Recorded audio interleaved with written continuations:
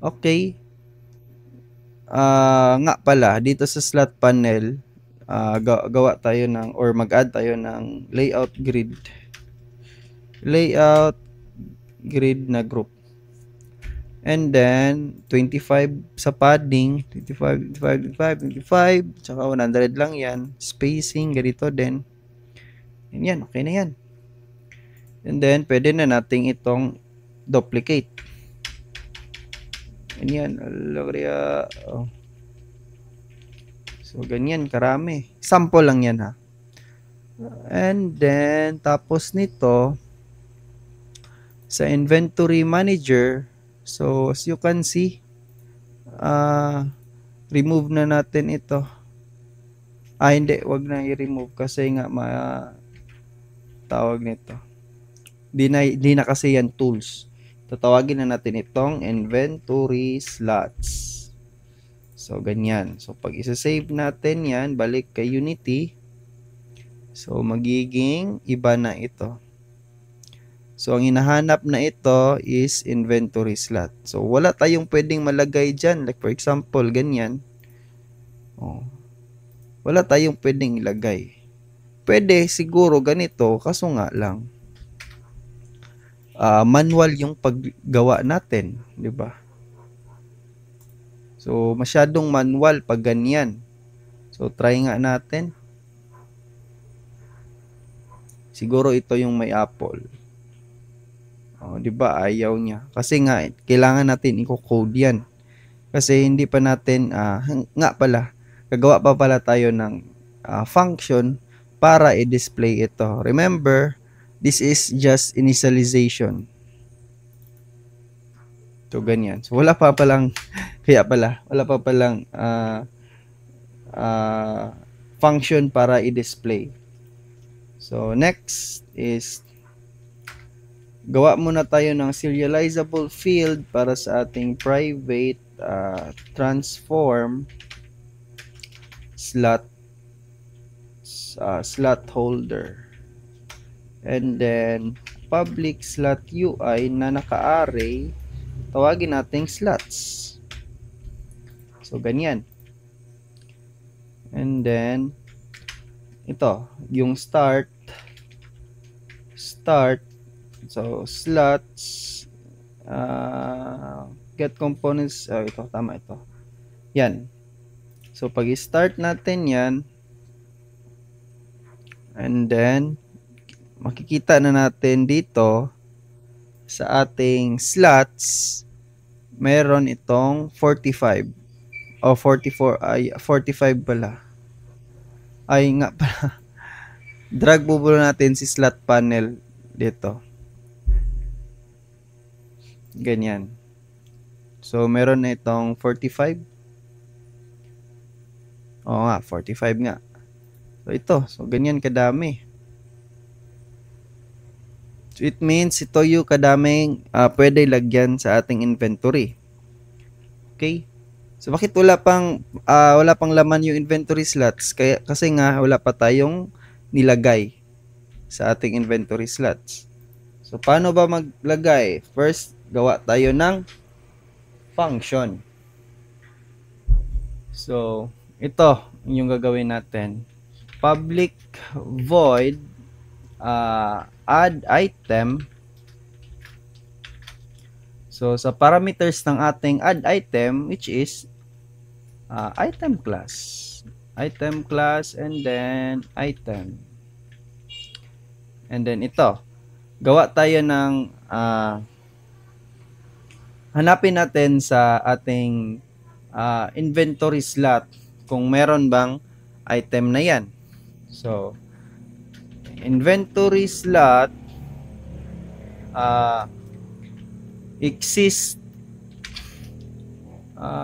ano ba to? Existing slot is equal to inventory inventory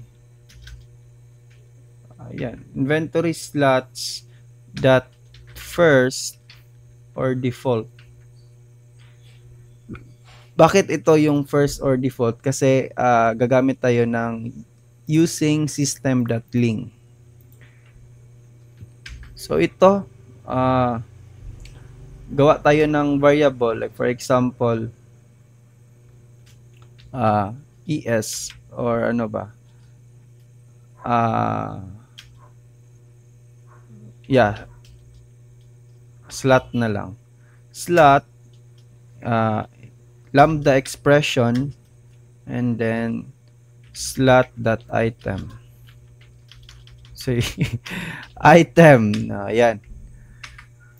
So, ang purpose ng line na ito, so pag mag-add daw tayo ng item, which is ito, ipag i-call natin ito, i-check muna natin sa ating existing inventory slot kung meron na ba ito sa ating inventory slot.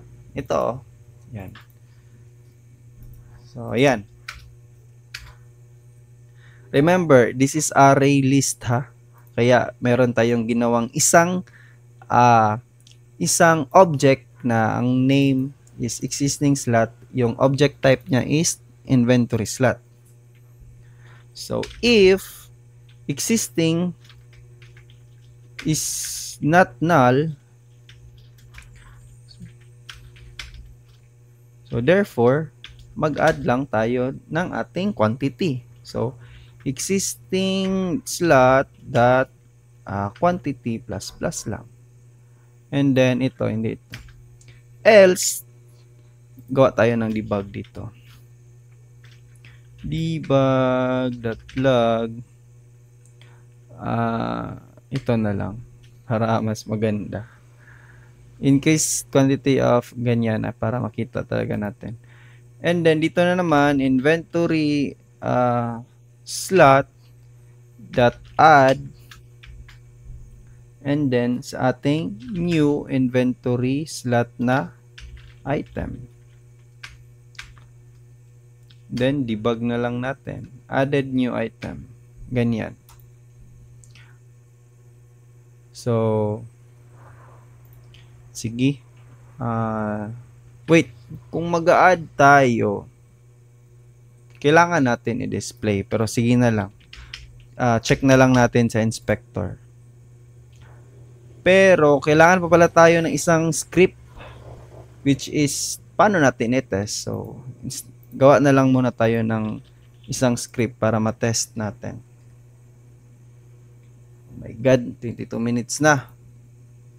So, create mono behavior script. Let's call it inventory tester. Okay. Open. So, like for example, serializable field, private ito. And then, serializable field para sa ating mga item class. Test item 1. And then, ito, isa pa. Ano ba to? Yan. Lul. So, dito. So, sa ating update, ito na lang gawin natin. If input that get key down, yan. Isa na naman, at saka yung last, bilis. Okay. Dito tayo sa ating Unity editor. Click natin si inventory manager. And then, add natin si inventory tester. So, drag lang natin ito. Ano ba yan? Ito. Tsaka mag-add tayo ng mga, for example, ito. Apple, bronze pickaxe, tsaka or code. And then, save muna natin, then test natin.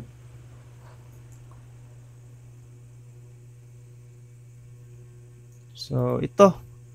So, try ko mag-press ng 1. So, dapat merong apple dito. Ay, hindi pa pala. Kasi nga, hindi pa pala ito naka-display. So, dito pala. Hindi dyan. Kasi hindi pa natin ginawa ng display function. Dito pa lang muna. So, ayun. Meron nga. So, ayan. So, try ko mag-press again ng 1. So, dapat dalawa na. Yun. Try ko naman sa item 3 which is yung coal 3. Check natin. Yun. O, diba? Mag-click na naman ako ng click, hindi pala. Press pa rin ng 3. So, ganyan. Mag-add ng coal. Ganyan, ganyan. How about the bronze pickaxe, yung number 2? Ayun. So, ganyan. So, okay, last. Kailangan lang natin ng display function. Sige, gawa natin ng display function. Lagay natin dito sa taas. So, sa display function, konti lang yung code. So, public, private pala. Private void display inventory. So, paano mag-display? Mag-for loop lang. For loop para sa int I is equals to 0. Start talaga tayo sa 0. And then, I is lesser or hindi, lesser lang pala, slots dot length and then I plus plus. And then, if I is lesser than inventory slots that count, then set natin yung item. So, slots saan na yun? I and then that set item. Then inventory slots. Ayan. Sa else naman, then clear natin. So, ganyan. It means, remember, yung slots kanina, merong 45 na objects which na may slots UI na script. So, kaya, ganyan. So, gawa natin, lagay lang natin dito. Oops. So, ganyan. Okay, save. Then, punta ka Unity.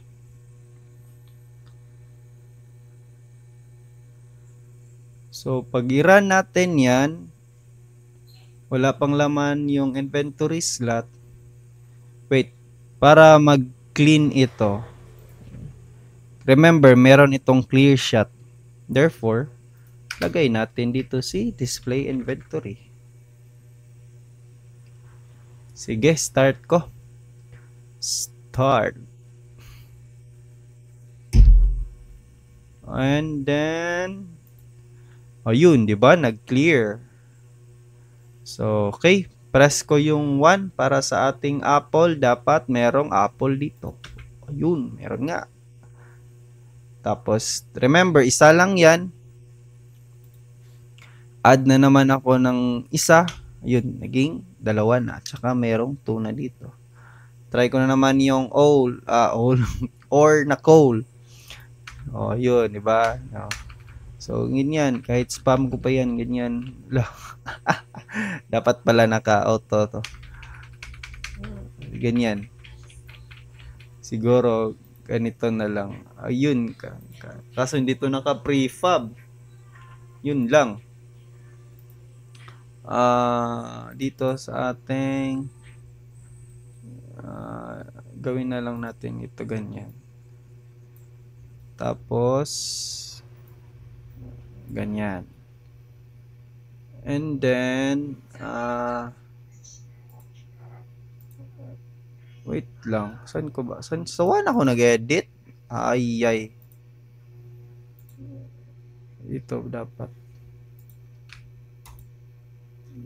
Ganito na lang. Tapos, drag natin. Ganyan. And then, ito silang lahat. Remove natin. And then, duplicate natin ito. Okay. Sige, pwede na itong i-run. So, press ko kaagad yung 1 para apple or kundi yung wooden sword 2 pala. 2. Yan. Ganyan. Okay. 3 na naman. Ito na naman.